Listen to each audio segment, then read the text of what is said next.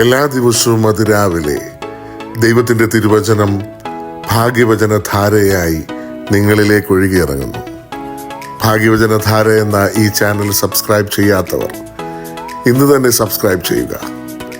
ഞങ്ങൾ അപ്ലോഡ് ചെയ്യുന്ന തിരുവചന സന്ദേശങ്ങൾ യഥാസമയം നിങ്ങൾക്ക് ലഭിക്കുന്നതിനായി ബെല്ലൈക്കൺ അമർത്തുക. ദൈവം നിങ്ങളെ അനുഗ്രഹിക്കട്ടെ.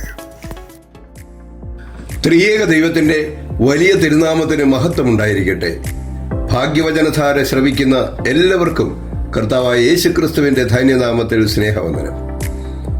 ദൈവരാജ്യത്തിലെ ആത്മീയ സത്യങ്ങളെ പ്രകൃതിപരവും ഭൗതികവുമായ കാര്യങ്ങളുമായി താരതമ്യം ചെയ്യുന്നതിനായിരുന്നു യേശുക്രിസ്തു ഉപമകൾ ഉപയോഗിച്ചിരുന്നത്. സ്വർഗീയ സത്യങ്ങളുടെ വിശദീകരണമാണ് ഓരോ ഉപമകളും. ദൈവവചനം സ്വീകരിക്കുന്നതിൽ ദൈവജനത്തിന്റെ 4 വിധത്തിലുള്ള മനോഭാവങ്ങളെയാണ് കർത്താവായ യേശുക്രിസ്തു വിധക്കാരന്റെ ഉപമയിലൂടെ വരച്ചു കാണിക്കുന്നത്. അതിൽ 2 മനോഭാവങ്ങൾ കഴിഞ്ഞ എപ്പിസോഡിൽ കേട്ടു. ദൈവവചനം കേൾക്കുമ്പോൾ ഉണ്ടാകുന്ന മനുഷ്യന്റെ 3ാമത്തെ മനോഭാവമാണ് വിശുദ്ധ മർക്കോസിന്റെ സുവിശേഷം 4-ാം അധ്യായം 7-ാമത്തെ വാക്യത്തിൽ രേഖപ്പെടുത്തിയിരിക്കുന്നത്. മറ്റു ചിലത് മുള്ളിനിടയിൽ വീണു, മുള്ള് മുളച്ച് വളർന്ന് അതിനെ ഞെരുക്കിക്കളഞ്ഞു, അത് വിളഞ്ഞതുമില്ല. ജീവിതഭാരങ്ങളും പ്രയാസങ്ങളും രോഗങ്ങളും ദുഃഖങ്ങളും ബുദ്ധിമുട്ടുകളും പ്രശ്നങ്ങളും ആകുന്ന മുള്ളുകൾ നിറഞ്ഞ സാഹചര്യത്തിൽ ജീവിക്കുന്നവരുടെ മനസ്സിലേക്ക് കടന്നു വരുന്ന ദൈവത്തിന്റെ ജീവനുള്ള വചനങ്ങൾക്ക് ഇതുപോലെയുള്ള പ്രശ്നങ്ങളെയെല്ലാം അതിജീവിക്കുവാനുള്ള ശക്തിയും കരുത്തും ഉണ്ടെന്ന് തിരിച്ചറിയുവാനുള്ള കഴിവില്ലാത്തതിനാൽ ജീവനുള്ള ദൈവത്തിന്റെ വചനത്തെ ഹൃദയത്തിൽ സ്വീകരിക്കുവാനും അതനുസരിച്ച് ആത്മീയമായി വളരുവാനും അവർക്ക് കഴിയുന്നില്ല. തീത്തോസ് 1:16 അവർ ദൈവത്തെ അറിയുന്നു എന്ന് പറയുന്നുവെങ്കിലും പ്രവർത്തികളാൽ അവനെ നിഷേധിക്കുന്നു. അവർ അറയ്ക്കത്തക്കവരും അനുസരണം കെട്ടവരും യാതൊരു നല്ല കാര്യത്തിനും കൊള്ളാത്തവരുമാകുന്നു. നമ്മുടെ അവസ്ഥയും ഇതുപോലെയാണോ എന്ന് നാം തിരിച്ചറിയണം.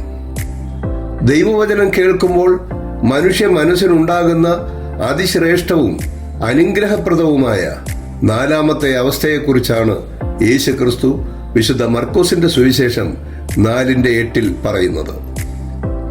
മറ്റു ചിലത് നല്ല മണ്ണിൽ വീണിട്ട് മുളച്ചു വളർന്ന് ഫലം കൊടുത്തു, 30, 60, 100 മേനി വിളഞ്ഞു.